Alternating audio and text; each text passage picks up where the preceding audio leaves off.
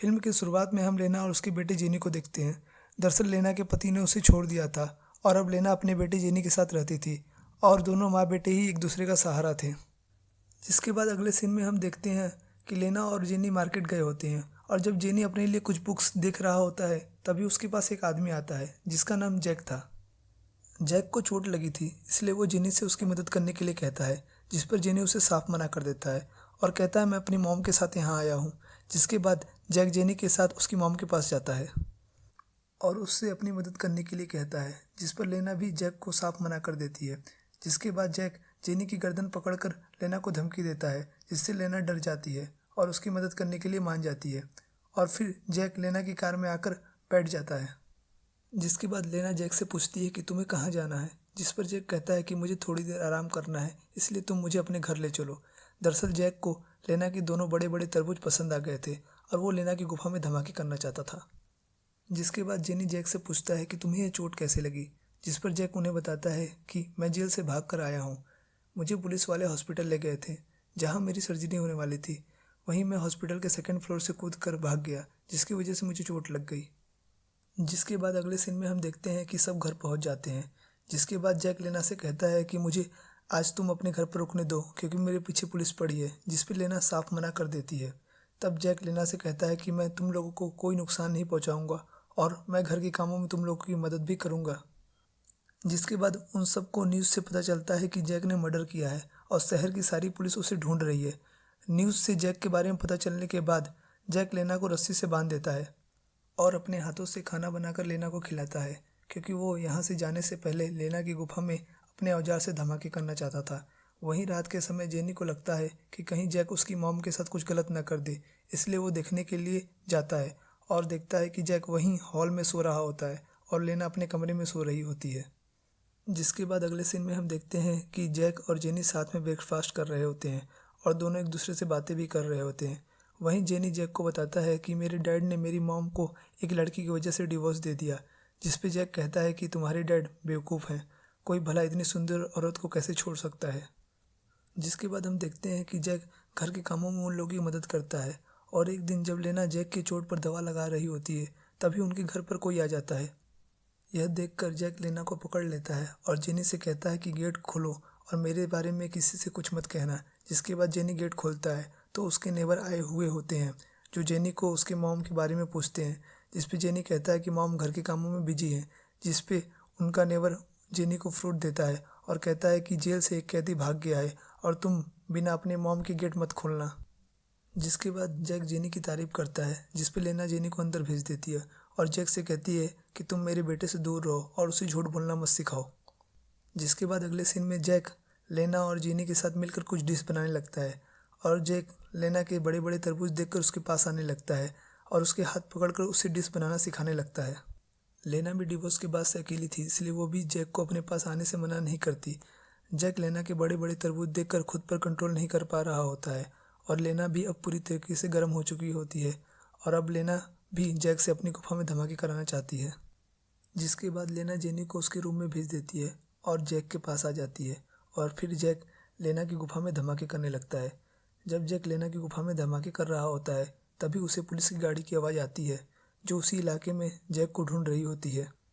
जिस पे जैक लेना से कहता है कि मुझे अभी ही यहाँ से जाना पड़ेगा, जिस पे लेना उसे रोकती है क्योंकि लेना आज पूरी रात जैक के औजार से अपनी गुफा में धमाके कराना चाहती थी, जिस पे जैक भी मान जाता है। जिसके बाद जैक लेना की गुफा में पूरी रात धमाके करता है जिससे लेना को भी उसके साथ मज़ा आ रहा होता है और वो भी अपनी गुफा में जैक से धमाके करवाती है। जिसके बाद अगले सीन में हम देखते हैं कि मॉर्निंग में घर के कामों में जैक उन लोगों की मदद कर रहा होता है और फिर लेना जेनी को कुछ सामान लेने के लिए बाहर भेज देती है और फिर लेना और जैक साथ में डांस करने लगते हैं। वहीं फिर लेना जैक के साथ मज़े करने लगती है और जेनी जब स्टोर से आ रहा होता है तो वो पुलिस वालों को जैक की फ़ोटो लगाते हुए देखता है।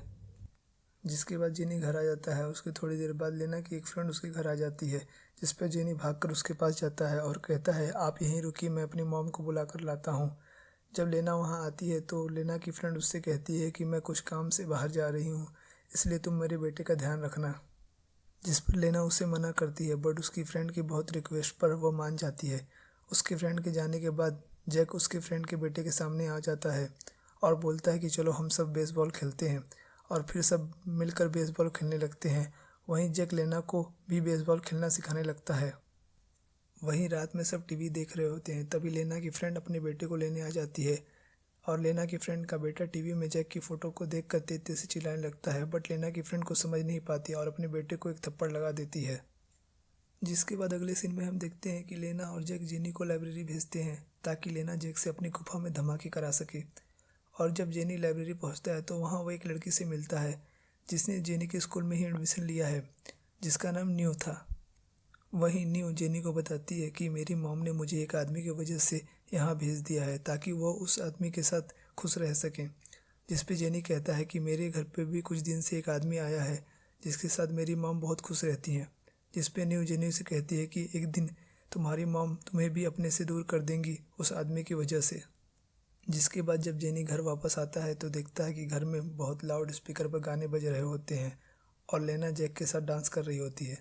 तभी लेना जेनी के पास आकर कहती है कि तुम्हारे डैड के जाने के बाद से मैं बहुत अकेली हो गई थी, बट जैक के आने के बाद अब मैं खुश रहने लगी हूँ। और लेना जेनी से कहती है कि हम सब कनाडा जाकर वहीं साथ रहेंगे और नई शुरुआत करेंगे। जिस पे जेनी कहता है कि आप लोग मुझे छोड़कर जाना चाहते हो। जिस पे लेना कहती है कि तुम भी हमारे साथ चलोगे, मैं तुमसे बहुत प्यार करती हूँ और तुम हमेशा हम सब के साथ ही रहोगे।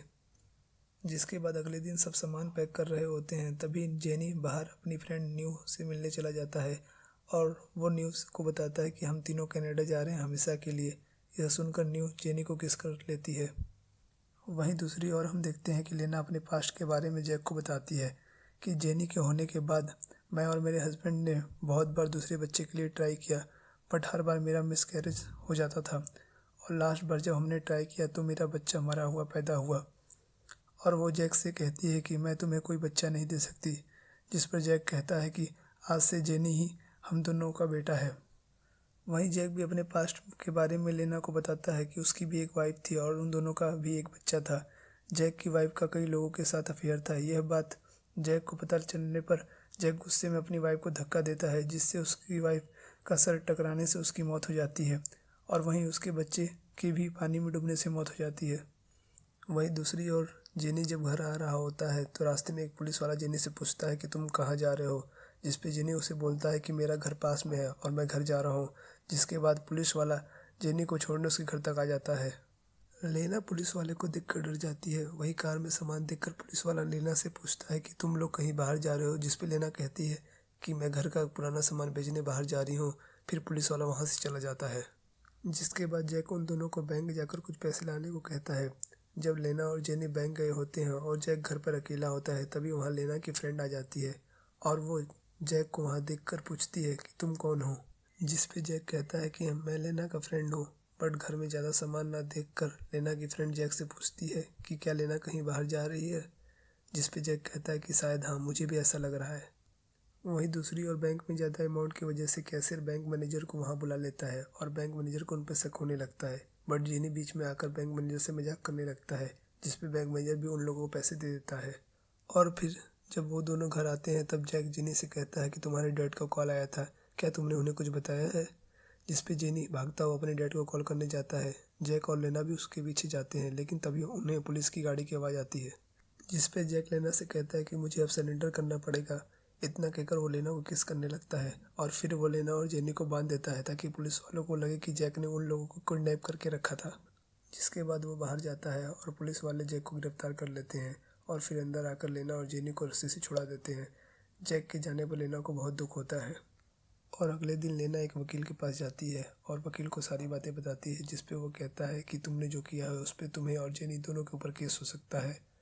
वहीं हम देखते हैं कि जैक को 25 साल की सज़ा हो जाती है।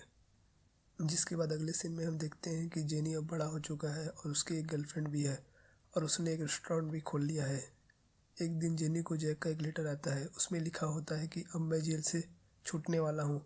अगर तुम्हारी मॉम आज भी अकेले हो तो अब मैं सारी उम्र उनके साथ रहना चाहता हूँ, अगर तुम कहो तो। जिस पे जेनी जैक को लेटर लिखता है कि अब मेरी शादी हो चुकी है और मेरी मॉम आज भी उसी घर में अकेली रहती हैं और आपका वेट कर रही हैं। जिसके बाद अगले सीन में हम देखते हैं कि जैक जेल से छूटने के बाद सीधा लेना के पास आता है और दोनों एक दूसरे को देखकर इमोशनल हो जाते हैं और वो दोनों अब बची हुई ज़िंदगी साथ बिताते हैं।